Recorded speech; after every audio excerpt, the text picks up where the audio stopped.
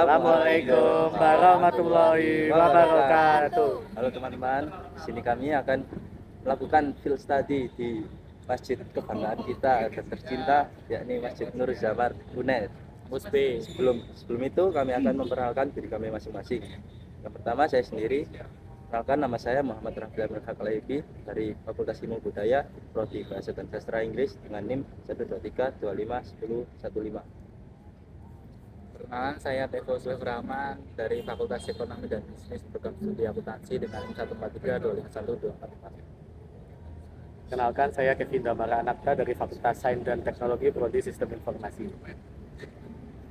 Perkenalkan, saya Nadifa Zahra dengan NIM 414251060 dari Prodi Teknologi Laboratorium Medik Fakultas Vokasi.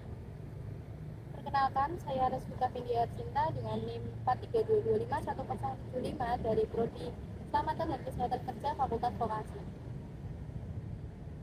Sekian dari kelompok kami. Tunggu video selanjutnya ya. Dadah.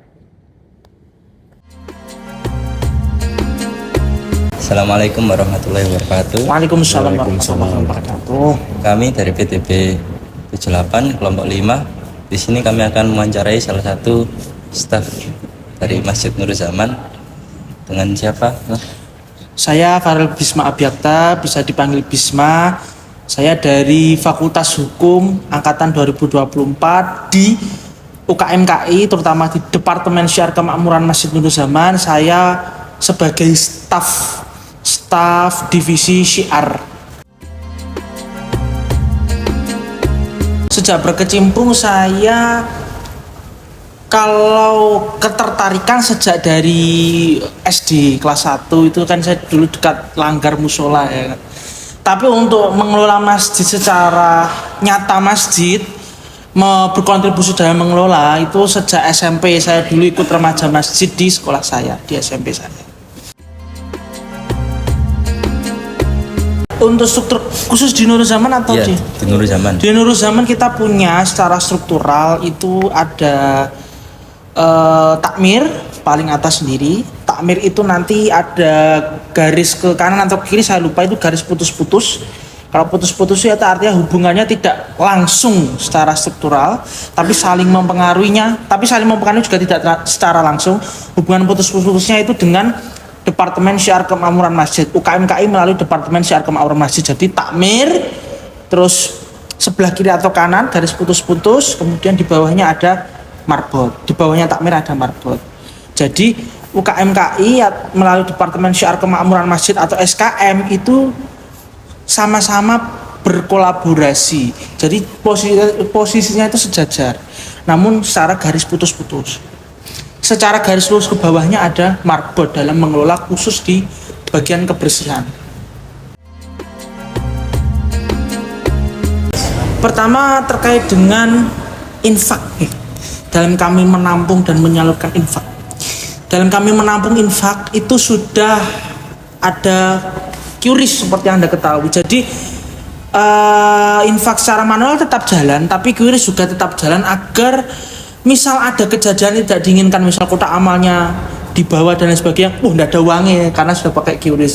Tapi kebanyakan, kecuali hari Jumat ya, hari Jumat kita pasti monitoring kotak amal yang berjalan. Kecuali hari Jumat, jamaah alhamdulillah sudah menggunakan digitalisasi. Saya lihat, saya amati itu berinfaknya itu sudah secara digital, nyeken daripada QRIS. Jadi misal terjadi hal yang tidak diinginkan, kotak infaknya di bawah, kan isinya ya, harapannya tidak ada atau malah sedikit gitu ya, semua sudah masuk ke rekening. Terus dalam dakwah kami Masjid Nur Zaman, masjid itu salah satu tiang dalam salah satu instrumen, salah satu sarana dalam menyebarkan dakwah, terutama di kalangan Gen Z seperti kita, terutama di kalangan Gen Z seperti kita yang melek digital.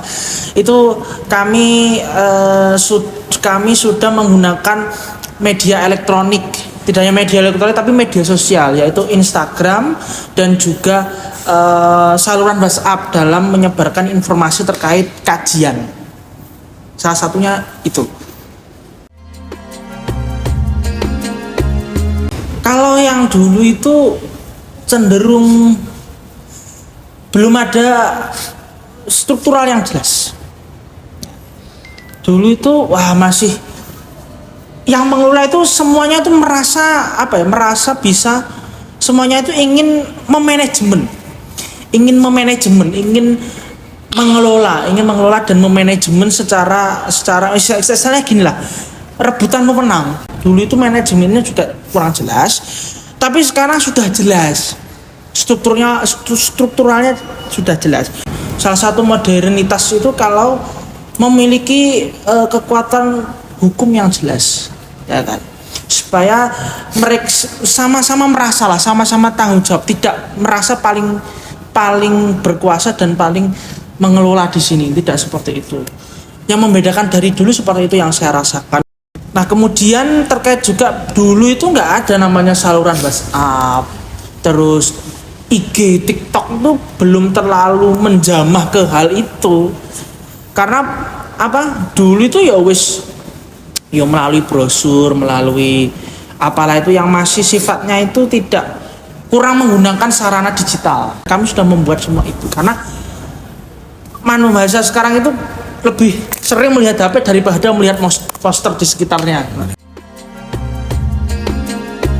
Nah, itu yang membedakan dengan sebelum tidak ada QRIS kan, sebelum masjid ini digubah semegah ini belum ada QRIS yang tersebut. Sepengalaman saya sekarang sudah ada sistem QRIS. Jadi semenjak diresmikan sekitar Mei 2025 ya diresmikan ya.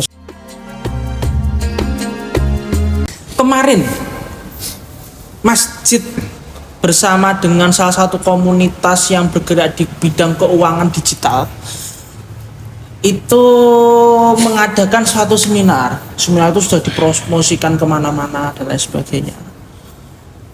Bahkan sebelumnya kajian-kajian yang terkait dengan hal-hal yang digitalisasi, kan modern ini mungkin bisa diarahkan ke digitalisasi ya, itu juga ada kajian-kajian sebelumnya itu ada. Nah jamaah yang lebih mampu juga berkontribusi, dan kendalanya itu yaitu sekarang itu jamaah itu tebang pilih. Itu artinya kesadaran daripada jamaah, terutama jamaah yang Gen Z, kesadarannya menghidupkan masjid itu masih kurang. Kendalanya itu harus ada sesuatu yang benefitnya itu benefit yang pragmatis itu loh, benefit yang sekiranya itu tidak dunia akhirat itu. Kalau seperti itu ya masjid seperti ini ya akan sepi, jamaah tidak mau berkontribusi dalam menghidupkan. Kendalanya itu dari jamaahnya dan juga dari pengurusnya juga. Pengurusnya yang kurang dalam, kalau pengurusnya setahu saya dengan teman-teman itu teman-teman sudah maksimal mungkin dalam memberikan pelayanan ya. Sementara ini kami belum menerima kritik dan saran yang terlalu menohok, kami belum menerima. Kendalanya tetap di jamaah. Termasuk kami itu ada PR itu rukuh. Rukuh itu kan harus dibersihkan seminggu sekali. Ya minimal ya. Tapi itu belum terrealisasi karena ada permasalahan di internal yang belum bisa saya sampaikan. Berikut wawancara kami. Terima kasih Mas Bisma atas Terima kasih banyak ya Mas ya. Saya juga menyampaikan permohonan maaf jika ada kesalahan saya dalam bersikap dan juga memberikan pernyataan, terutama kepada Bapak Muhammad Soleh. Saya mohon maaf ya Pak Soleh kalau ada perkataan saya yang kurang berkenan di hati para yang terhormat, para Bapak Ibu Takmir, Bapak Takmir. Saya mohon maaf ya Pak Soleh, mohon maaf, ngapunten sangat Pak Soleh, sangat. Baik, sekian dari kami kelompok 5 dari PT 78. Wassalamualaikum warahmatullahi wabarakatuh. Waalaikumsalam.